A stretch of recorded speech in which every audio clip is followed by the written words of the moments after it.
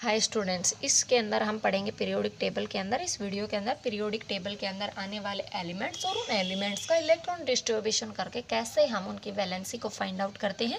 तो जो एलिमेंट जितने नंबर पर आता है उसके पास उतने ही क्या होते हैं, नंबर ऑफ इलेक्ट्रॉन्स होते हैं। अब हाइड्रोजन फर्स्ट नंबर पर आता है तो उसके पास इलेक्ट्रॉन भी एक है। पहली सेल की कैपेसिटी होती है कि उसके अंदर ज़्यादा से ज़्यादा टू इलेक्ट्रॉन्स आ सकते हैं। अब इसके पास एक इलेक्ट्रॉन है। अब इसके पास कंडीशन है कि ये अपने आप में सेल को स्टेबल करने के लिए या तो अपना एक इलेक्ट्रॉन को लॉस कर दे या दूसरे एलिमेंट से एक इलेक्ट्रॉन को गेन कर ले। अब कोई भी आदमी हो, उसका हमें ध्यान रखना है कि उसके पास एनर्जी क्या लगनी चाहिए, कम से कम, चाहे एक इलेक्ट्रॉन लॉस करे चाहे गेन करे, दोनों में एनर्जी सेम लगेगी, तो इसकी वैलेंसी हो गई 1। अब हीलियम आता है 2 नंबर पे आता है। इसके पास इलेक्ट्रॉन भी कितने होते हैं, 2 होते हैं। तो इंटरेस्ट वाली सेल में कितने इलेक्ट्रॉन्स आ सकते हैं, 2 आ सकते हैं। 1 जो पहले से भरा हुआ है हाइड्रोजन के नाम का, दूसरा एक कौन सा, हीलियम। मतलब पूरी सेल के अंदर हाइड्रोजन के अंदर इलेक्ट्रॉन 2 होते थे, हमारे पास एक है, जरूरत भी एक की है, तो मतलब वैलेंसी कितनी हो गई, 1। अब पूरी सेल के अंदर इलेक्ट्रॉन 2 है, हमारे पास भी 2 है, वैलेंसी कितनी बच गई, 0 बच गई। यानी कि ना ये इलेक्ट्रॉन, अब ये पूरी सेल की कैपेसिटी होती है कि वो ज़्यादा से ज़्यादा अपने अंदर 2 इलेक्ट्रॉन्स को रख सकता है, जिसमें से 2 इलेक्ट्रॉन्स भर गए हैं तो एक भी वैकेंट साइट नहीं है, ना ये किसी को इलेक्ट्रॉन देगा ना किसी से लेगा, तो वैलेंसी कितनी हो गई, 0 हो गई। अब लिथियम आता है 3 नंबर पे। 3 नंबर पे आता है तो पहली सेल में इलेक्ट्रॉन कितने, 2। अब 2 ये सेल तो अपने आप में भर गई है, तो तीसरा इलेक्ट्रॉन किस में आएगा, नेक्स्ट सेल में आएगा। नेक्स्ट सेल में आएगा तो हमें पता है सेकंड सेल के अंदर हमने वीडियो में देखा था कितने होते हैं, 8 इलेक्ट्रॉन्स आते हैं। पहले 8 की इंटरस्टिशियल साइड बनाओ, 1 2 3 4 5 6 7 8, 1 2 3 वाला भर दो। अब देखो पूरी सेल में इलेक्ट्रॉन्स जो भी निकलते हैं वो आउटर मोस्ट सेल के अकॉर्डिंग निकलते हैं। पहली वाली सेल भर गई तो इसका हमें काउंट नहीं करना, हमें ध्यान रखना आउटर कवरिंग का। आउटर कवरिंग लास्ट सेल के अंदर इलेक्ट्रॉन्स है 8, हमारे पास कितना है, 1, जरूरत कितने की, 7 की। अब ये बताओ 7 इलेक्ट्रॉन्स को गेन करने में ज़्यादा एनर्जी लगेगी या 1 इलेक्ट्रॉन को लॉस करने में। अब एक कंडीशन मानो, एक आदमी के पास 7 खेत है, दूसरे के पास 1 खेत है। उसके पास कंडीशन है कि वो चाहे तो दूसरे आदमी के 7 खेत खरीद ले, चाहे वो अपना 1 खेत बेच दे।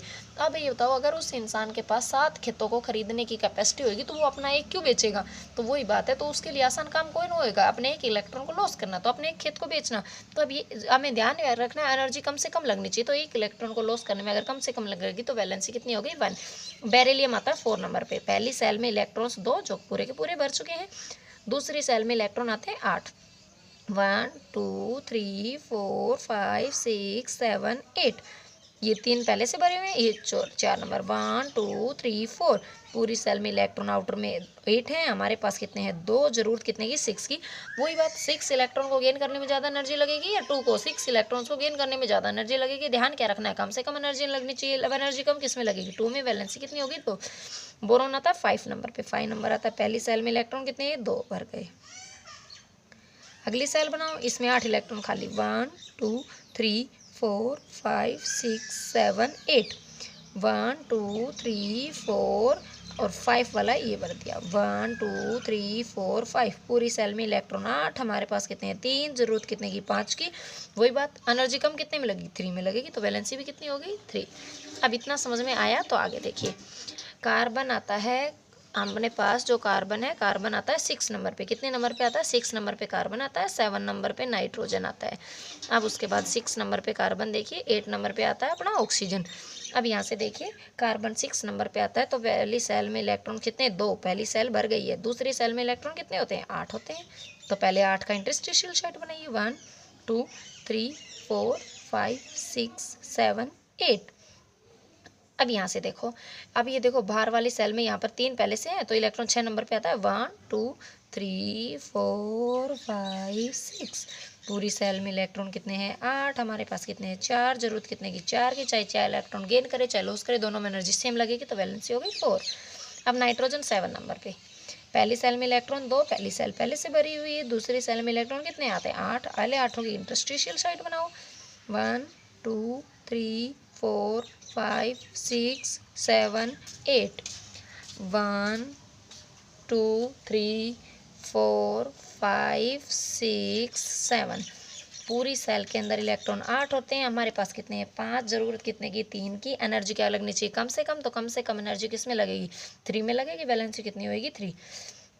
अगले में देखो ऑक्सीजन आता है 8 नंबर पे। 8 नंबर पे ऑक्सीजन आता है तो यहाँ से देखो पहली सेल में इलेक्ट्रॉन 2, 2 के 2 क्या हो गए हैं, भर गए हैं। इससे अगली सेल के अंदर देखो जैसे हम लिखें इसमें कितने इलेक्ट्रॉन 8, 1 2 3 4 5 6 7 8, 1 2 3 4 5 6 7 8। पूरी सेल में इलेक्ट्रॉन 8 है, भर गए कितने 6, जरूरत कितने की 2 की, एनर्जी कम कितने में लगेगी 2 में लगेगी, तो कितनी होगी 2। अब फ्लोरीन, फ्लोरीन आता है कितने नंबर पे 9 नंबर पे, और ये कितने नंबर पे आता है 10 नंबर पे। नियॉन फ्लोरीन 9 नंबर पे आता है। तो ये देखो पहली सेल में इलेक्ट्रॉन 2 भर गए, दूसरी सेल में इलेक्ट्रॉन कितने 8, पहले बनाओ 1 2 3 4 5 6 7 8, 9 नंबर पे आता है 1 2 3 4 5 6 7 8 9। पूरी सेल में इलेक्ट्रॉन 8, हमारे पास कितने हैं 7, जरूर कितने की 1, एनर्जी कम कितने में लगेगी 1 में, वैलेंसी होगी 1।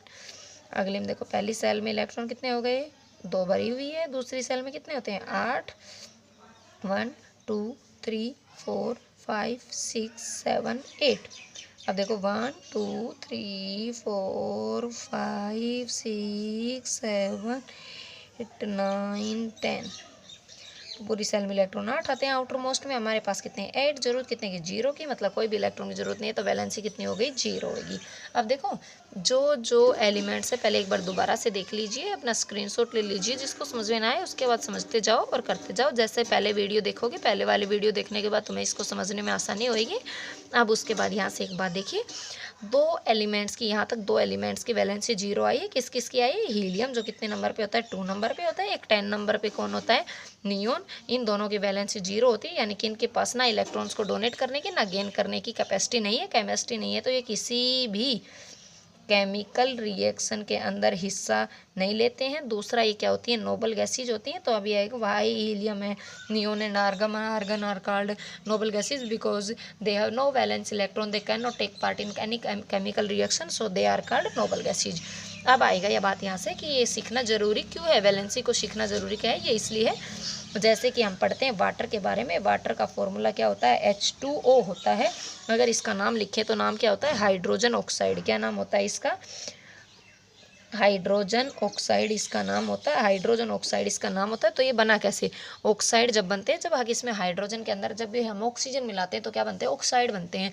तो किसी भी सॉल्यूशन के अंदर जब हम ऑक्सीजन मिलाते हैं तो उसके बाद जो फॉर्मेशन तैयार होती है वो ऑक्साइड के रूप में होती है।